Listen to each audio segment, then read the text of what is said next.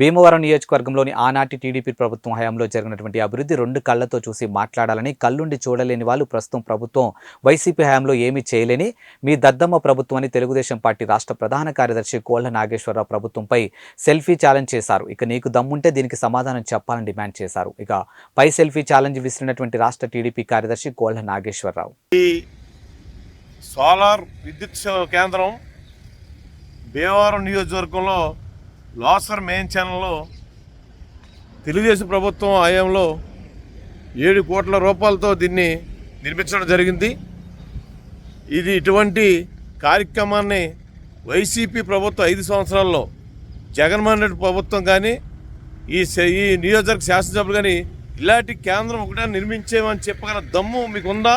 ఈ రకంగా నేను సెల్ఫీ ఛాలెంజ్ చేస్తాను. మీకు ఏమైనా దమ్ము ఉంటే నాతోటి మరి చర్చకి రావాలని చెప్పి నేను ఈ సందర్భంగా మిమ్మల్ని మరి ఛాలెంజ్ చేస్తున్నాను.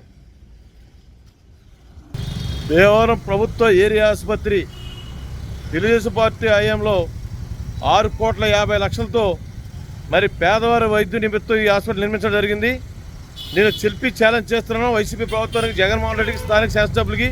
ఇటువంటి ఆసుపత్రి ఒక్కడైనా మీరు నిర్మించి ప్రజా వైద్యం కోసం పట్టించిన దాఖలు మీకు ఉన్నాయా అని ఛాలెంజ్ చేస్తున్నాను. అదే రోజు కోనమాలకొండ గారు మరి ప్రిన్సిపల్ సెక్రటరీగా 100 పడకల హాస్పిటల్ కూడా మీకు జీవో ఇచ్చడం జరిగింది. దాన్ని కూడా అమలు జరపకుండా మోసం చేసిన ఘనత మీది. నేను సెల్ఫీ ఛాలెంజ్ చేస్తున్నాను. నాతో మీరు చర్చించే దమ్ము మీకు ఎవరికైనా ఉందా అని నేను సందర్భంగా మరి సెల్ఫీ ఛాలెంజ్ చేస్తున్నాను.